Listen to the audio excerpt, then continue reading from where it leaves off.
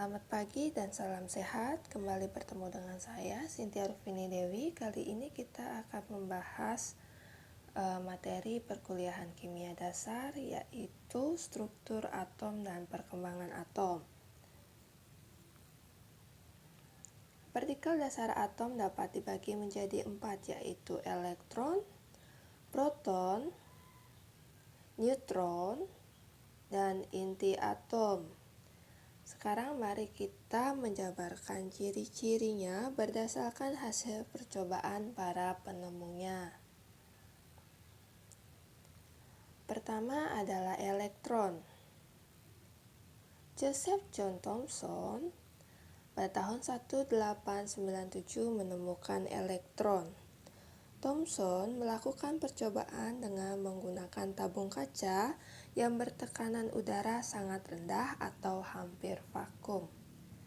Seperti di gambar di samping ini. Pada kedua ujung tabung tersebut dipasang pelat logam yang berfungsi sebagai elektrode.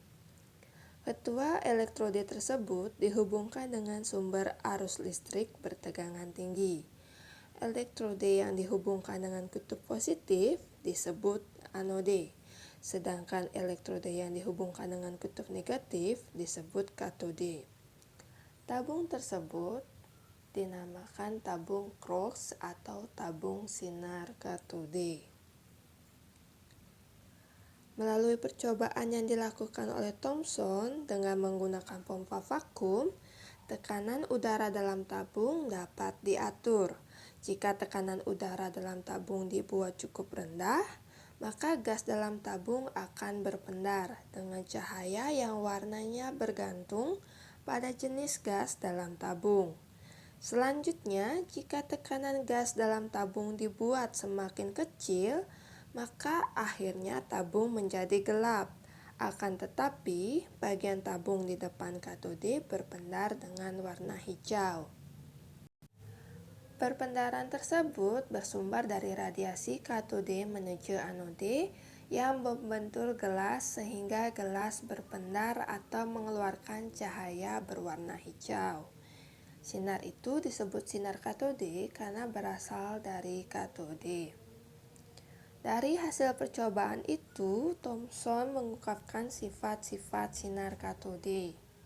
Dipancarkan oleh katode dalam sebuah tabung hampa jika dilewatkan arus listrik bertegangan tinggi, merambat dalam garis lurus menuju anode. Jika membentur gelas, maka gelas berpendar atau berfluoresensi. Dengan adanya fluoresensi ini, kita dapat mengetahui adanya sinar katode. Dapat dibelokkan oleh medan listrik dan medan magnet ke kutub positif. Karena itu, sinar katode bermuatan negatif. Sinar tidak bergantung pada bahan elektrodenya. Hal itu berarti setiap elektrode dapat memancarkan sinar katode. Jadi setiap materi mengandung partikel seperti sinar katode. Dari sifat-sifat sinar katode tersebut, kita dapat menyimpulkan bahwa sinar katode adalah partikel dasar atom yang ada pada setiap atom. Partikel dasar itu kemudian disebut elektron. Selanjutnya, percobaan Thomson untuk menentukan harga perbandingan muatan elektron dan masanya, seperti gambar di samping ini. Percobaan Thomson untuk menentukan harga perbandingan muatan elektron dan masanya memperoleh harga elektron berbanding dengan massa dengan tepat, yaitu sebesar 1,76 dikali 10 pangkat 8 coulomb per gram. Nilai-nilai itu merupakan hasil pengukuran pengaruh medan listrik dan magnet terhadap pembelokan sinar katode serta pengukuran jari-jari kelengkungan dari pembelokan tersebut. Pada tahun 1909, Robert Millikan melakukan percobaan dengan tetes minyak untuk menentukan muatan satu elektron. Berdasarkan percobaan Thomson dan Millikan, percobaan Thomson menghasilkan elektron berbanding massa yaitu 1,76 dikali 10 pangkat 8 coulomb per gram. Sedangkan percobaan Millikan, elektron adalah sebesar 1,6 dikali 10 pangkat min 19 coulomb. Dari percobaan tersebut, dapat disimpulkan massa elektron adalah sebesar 9,11 kali 10 pangkat min 28 gram. Selanjutnya adalah proton. Pada tahun 1886, Eugen Goldstein menemukan proton. Goldstein melakukan penelitian menggunakan tabung sinar katode. Anode atau kutub positif dan katode atau kutub negatif dari tabung tersebut dihubungkan dengan sumber arus listrik bertegangan tinggi. Hasil penelitian Goldstein, jika katode tidak diberi lubang, maka ruang di belakang katode gelap. Akan tetapi, jika katode dilubangi dan diisi dengan gas hidrogen yang bertekanan sangat rendah, maka gas di belakang katode berpendar atau berfluoresensi. Nah, hal ini menyebabkan adanya radiasi sinar yang berasal dari anode dan memijarkan gas tersebut. Sinar itu disebut sinar anode atau sinar positif, atau bisa disebut juga sinar kanal, sinar terusan. Nah, adapun sifat-sifat sinar anode itu sebagai berikut. Merupakan radiasi partikel yang disebut proton dalam medan listrik atau magnet dapat dibelokkan ke kutub negatif. Berarti sinar anode bermuatan positif. Perbandingan muatan dan massanya bergantung pada gas yang diisikan pada tabung. Perbandingan elektron dengan massa terbesar menjadi gas yang dihasilkan adalah gas hidrogen. Selanjutnya, melalui percobaan diperoleh hasil bahwa massa satu proton adalah 1,6726 kali 10 pangkat min 24 gram atau sama dengan 1 SMA. Dan muatan satu proton adalah 1,6022 kali 10 pangkat min 19 coulomb serta diberi tanda muatan plus 1. Selanjutnya adalah inti atom. Pada tahun 1909 hingga 1911, Ernest Rutherford melakukan suatu percobaan menggunakan pelat emas tipis yang ditembaki menggunakan sinar alfa. Dari hasil percobaannya, Rutherford menemukan bahwa di antara sebagian besar sinar alfa yang diteruskan, ada sebagian kecil sinar alfa yang dibelokkan dan sebagian kecil lagi dipantulkan. Rutherford menduga bahwa pembelokan dan pemantulan sinar alfa tersebut terjadi karena sinar alfa berbenturan dengan suatu benda pejal yang berukuran sangat kecil, seperti gambar di atas. Sebagian besar diteruskan, sebagian kecil dipantulkan, dan sebagian kecil dibelokkan. Setelah melakukan eksperimen, Rutherford menyimpulkan bahwa benda pejar itu merupakan inti atom. Hal itu berarti atom terdiri dari inti atom dan ruang kosong.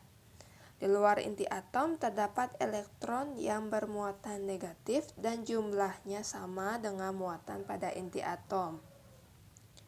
Elektron beredar mengelilingi inti atom pada jarak yang relatif jauh dari inti atom. Lintasan tersebut dinamakan kulit atom. Jarak inti atom ke kulit elektron disebut jari-jari atom. Informasi saat ini berdasarkan penelitian dengan menggunakan sinar X, Diameter suatu atom adalah 10 pangkat min 10 meter. Selain itu diketahui juga bahwa diameter inti atom adalah 10 pangkat min 14 atau 1 berbanding 50.000 kali diameter atom. Selanjutnya neutron. Pada tahun 1911, dari percobaan yang dilakukan Rutherford, ternyata massa inti atom unsur selalu lebih besar daripada massa proton dalam inti atom. Ini memberikan keyakinan bagi para ahli bahwa selain proton dalam inti atom harus ada partikel lain. Partikel ini pasti tak bermuatan karena kita tahu bahwa menurut model atom Rutherford, inti atom bermuatan positif. Selanjutnya pada tahun 1930, Webster dan Hebecker menembaki inti atom berilium dengan partikel alfa dan dihasilkan suatu radiasi partikel yang mempunyai daya tembus tinggi. Selanjutnya pada tahun 1932, James Chadwick melakukan percobaan yang sama dan berhasil membuktikan bahwa radiasi tersebut merupakan partikel netral atau tidak bermuatan yang masanya hampir sama dengan massa proton. Partikel ini disebut neutron dan merupakan partikel penyusun inti atom. Sifat-sifat sinar neutron dapat kita jabarkan sebagai berikut. Merupakan radiasi partikel yang disebut neutron. Dalam medan listrik atau magnet tidak dibelokkan ke kutub positif atau negatif, berarti sinar neutron tidak bermuatan. Massa sinar neutron hampir sama dengan massa sinar anode, yaitu 1,6728 dikali 10 pangkat min 24 gram atau 1 SMA. Selanjutnya adalah perkembangan teori atom. Nah, perkembangan teori atom ini pada abad keempat sebelum Masehi, seorang filsuf asal Yunani bernama Demokritus mengemukakan pendapat mengenai materi. Demokritus berpendapat jika suatu materi dibagi-bagi, maka akan sampai pada bagian terkecil yang disebut atom. Nah, atom ini berasal dari kata Yunani, yaitu atomos, yang berarti tidak dapat dibagi lagi. Seperti jika dicontohkan pada potongan emas, apabila dibagi-bagi, maka akhirnya akan sampai pada potongan terkecil, yaitu suatu atom emas. Di bawah ini ada beberapa teori atom atau model atom berdasarkan penemunya, yaitu Dalton, teori atom Thomson, teori atom Rutherford, teori atom Bohr, dan teori atom mekanika kuantum. Teori atom Dalton berdasarkan teori Demokritus yang dia kembangkan pada tahun 1803, mengembangkan teori atom berdasarkan penemuan pada masa itu. Teori atom John Dalton adalah sebagai berikut.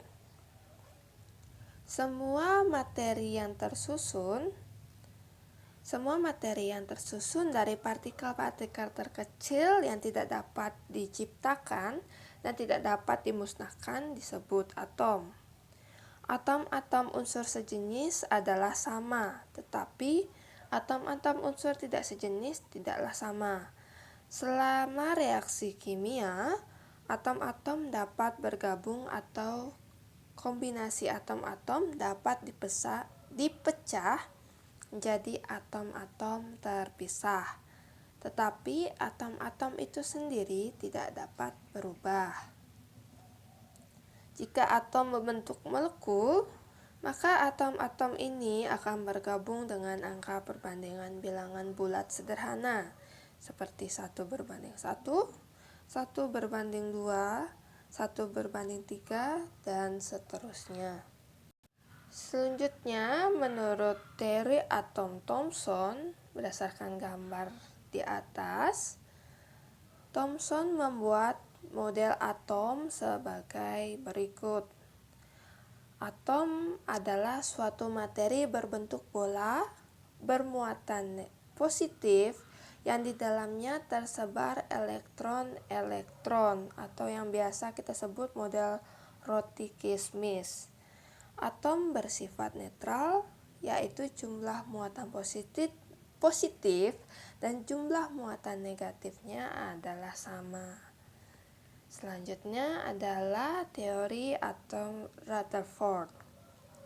Melalui percobaan dengan menembaki pelat emas yang sangat tipis seperti contoh sebelumnya dengan sinar alfa, Rutherford menemukan inti atom yang bermuatan positif dan massa atomnya terpusat pada intinya. Konsep model atom Rutherford itu bisa kita lihat seperti contoh di atas. Atom terdiri dari inti atom yang bermuatan positif, sedangkan elektron yang bermuatan negatif mengelilingi inti atom. Atom bersifat netral. Jari-jari inti atom dan jari-jari atom sudah dapat ditentukan.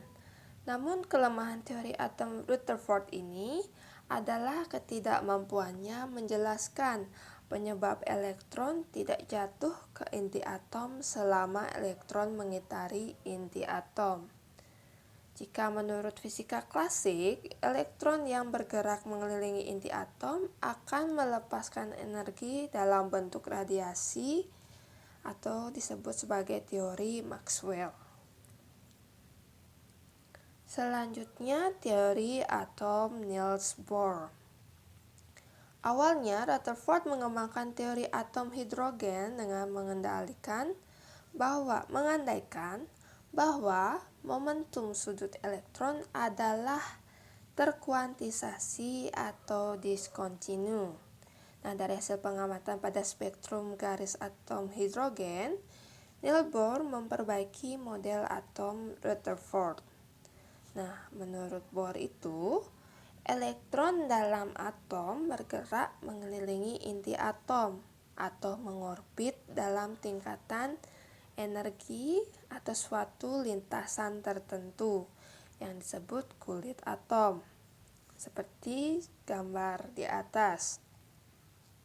Lintasan tersebut berbentuk lingkaran yang terdiri dari kulit K, L, M, N, dan seterusnya.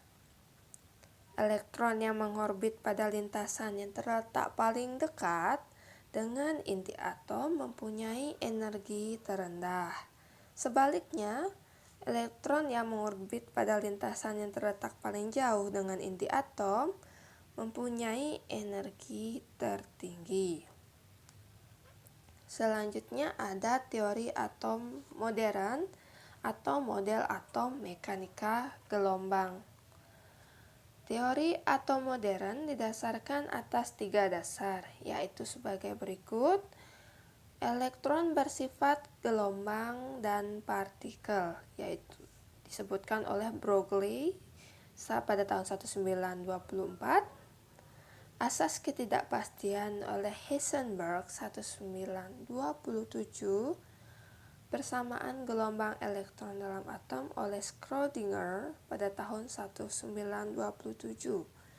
Nah, berdasarkan teori atom modern, elektron tidak bergerak pada lintasan tertentu. Pada gambar di atas menunjukkan atom terdiri dari inti atom yang mengandung proton dan neutron. Sedangkan elektron-elektron mengitari inti atom yang berada pada orbital-orbital tertentu dan membentuk kulit atom.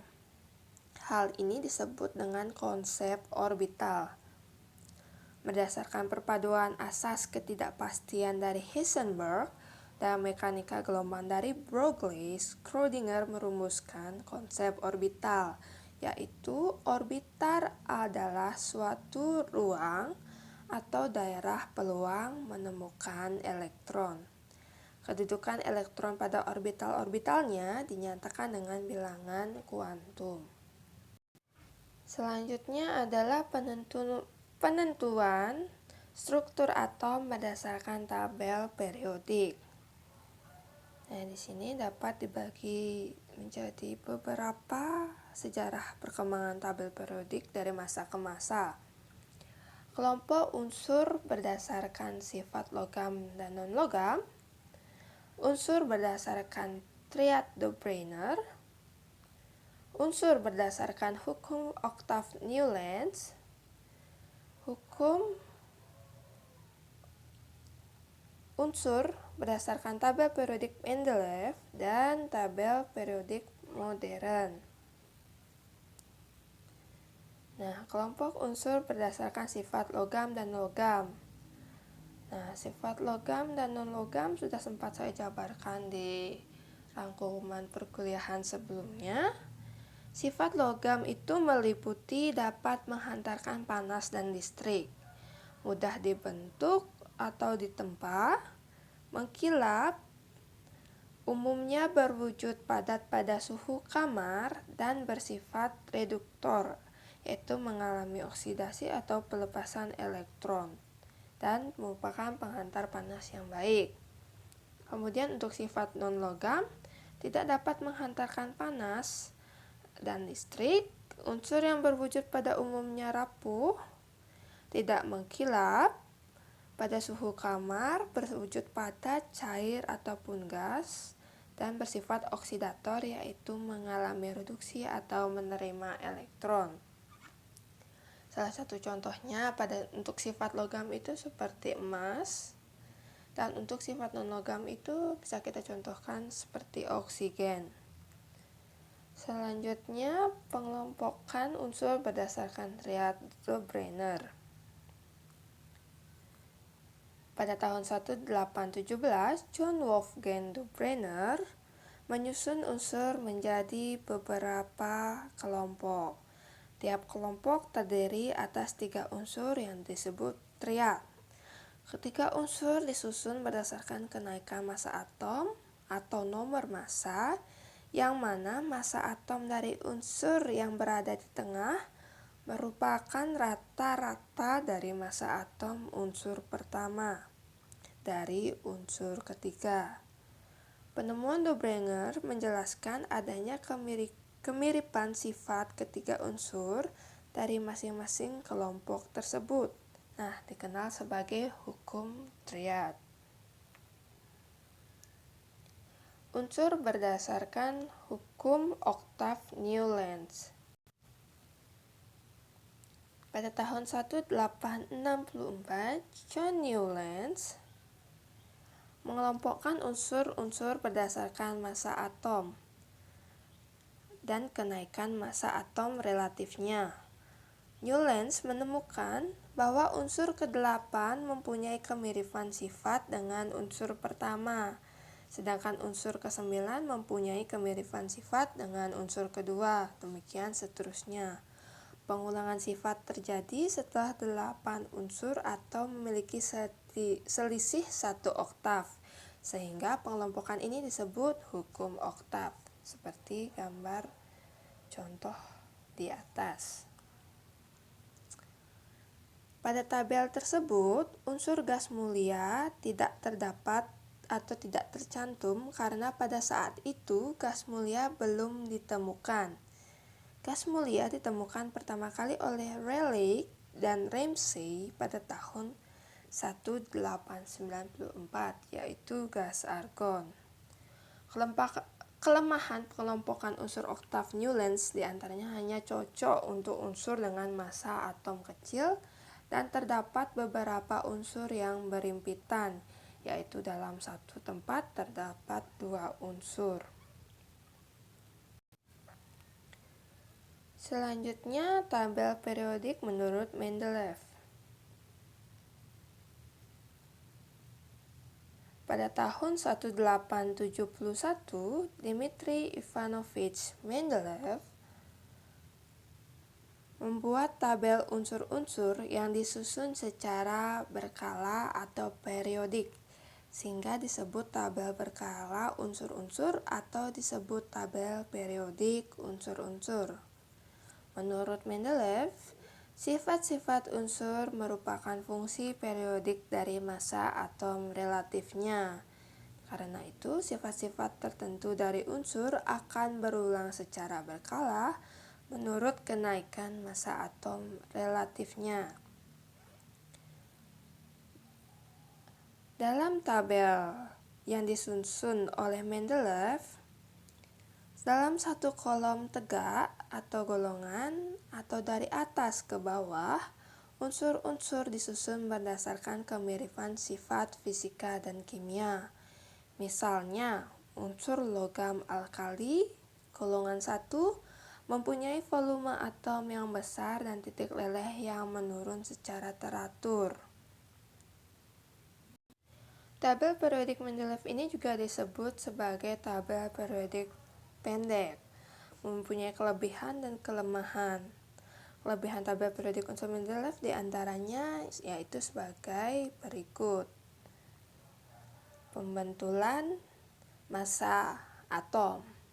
Nah, berdasarkan tabel periodik ini, Mendeleev melakukan pembetulan massa atom yang sudah disepakati sebelumnya.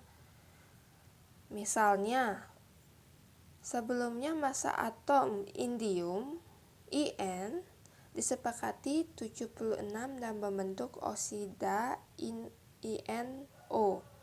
Massa In dalam INO adalah 82,5%.